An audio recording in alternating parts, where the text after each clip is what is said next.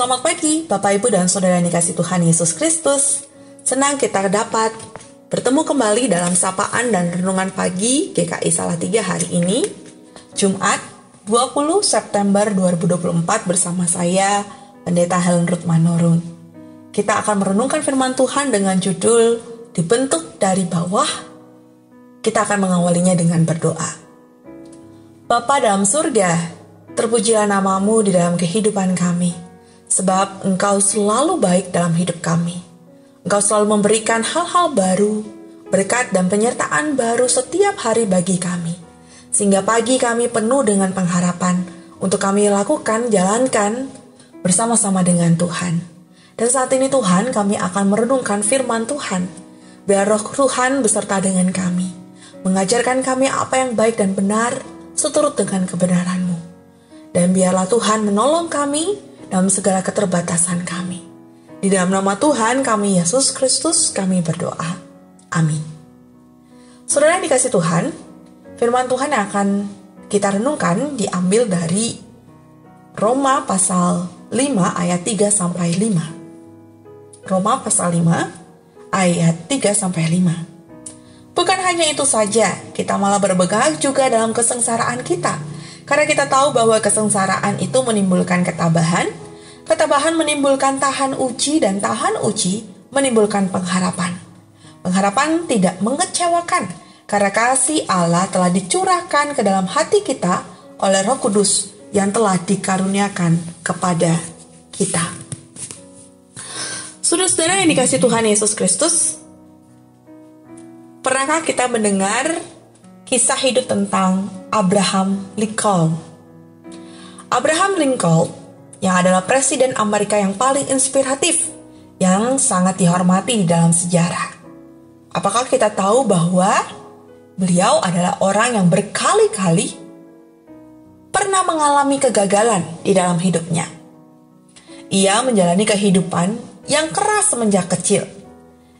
Tidak terlalu cemerlang dalam hal pendidikan, 4 kali gagal menjadi anggota Kongres, mengalami kehidupan perkawinan yang tidak bahagia, 2 kali gagal sebagai anggota Senat, mengalami kekalahan dalam nominasi wakil presiden, dan dibenci oleh banyak orang akibat kesalahpahaman, rentetan kritik, dan rumor yang buruk.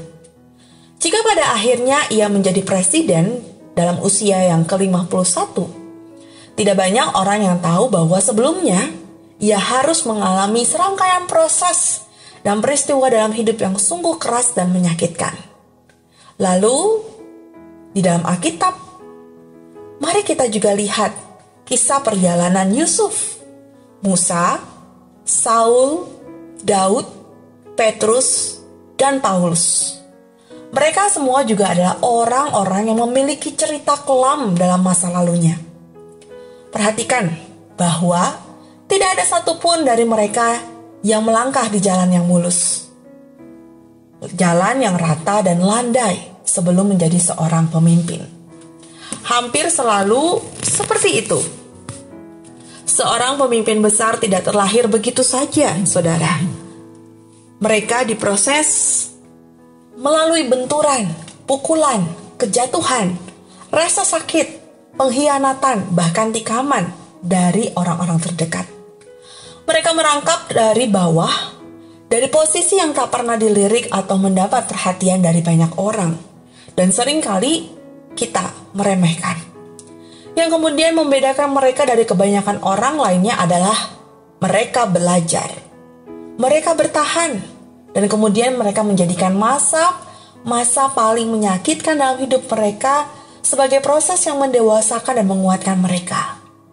Barulah setelah itu kita mengetahui bahwa kisah hidup mereka, kita akan melihat kebenaran di dalam balik kata-kata Paulus yang menyatakan bukan hanya itu saja, kita malah berbegah juga dalam kesengsaraan kita, karena kita tahu kesengsaraan itu menimbulkan ketabahan, dan ketabahan menimbulkan tahan uji, dan tahan uji menimbulkan pengharapan. Pengharapan tidak mengecewakan karena kasih Allah telah dicurahkan ke dalam hati kita oleh Roh Kudus yang telah dikaruniakan kepada kita. Lalu kita menjadi sadar, saudara, bahwa penderitaan sesungguhnya adalah anugerah Allah yang besar, karena itulah yang menghasilkan sebuah pertumbuhan dan kebesaran dalam diri seorang pemimpin. Seperti Daud yang berkata dalam Mazmur 119 ayat 71, bahwa aku tertindas itu baik bagiku, supaya aku belajar ketetapan-ketetapanmu. Kiranya kita juga dapat belajar rendah hati saat mengalami proses pembentukan dari Tuhan, sambil terus memandang kepada Kristus yang menjadi guru besar dan Tuhan kita. Dialah yang akan memampukan kita untuk bertahan, menjalani proses demi proses, sampai akhirnya kita akan bertumbuh matang sebagai seorang pemimpin. Mari saudara, kita mau memberikan diri kita dibentuk oleh Tuhan dari bawah untuk menjadi lebih baik dan lebih baik lagi. Amin. Kita akan mengakhiri saran kita pada hari ini dengan berdoa. Kita berdoa. Bapa dalam surga, kami mengucap syukur kepadamu untuk firman yang boleh kami renungkan bersama. Ajar kami untuk boleh memiliki kerendahan hati dan juga ketabahan untuk menjalani kehidupan yang tidak selalu mudah bagi kami. Namun kami percaya dalam setiap hal-hal yang tidak menyenangkan, kesengsaraan, bahkan kesulitan-kesulitan yang kami alami akan menimbulkan hal-hal positif dalam kehidupan kami ketika kami terus mengarahkan hati dan pikiran kami kepadamu. Biar kami boleh bertambah tabah, kami boleh bertambah tahan uji, dan terus hidup di dalam pengharapan Tuhan. Mampukan kami Tuhan untuk menjalani hari-hari kami bersama dengan Engkau dan selalu mengandalkan kasih dan kuasa-Mu. Berkati kami di dalam menjalani kehidupan kami, berkati keluarga kami, kota kami, bangsa kami, dan seluruh dunia ini. Di dalam nama Tuhan kami Yesus Kristus, kami berdoa. Amin. Selamat pagi Bapak Ibu dan Saudara yang dikasihi Tuhan. Sampai berjumpa kembali. Selamat beraktivitas. Tuhan Yesus memberkati.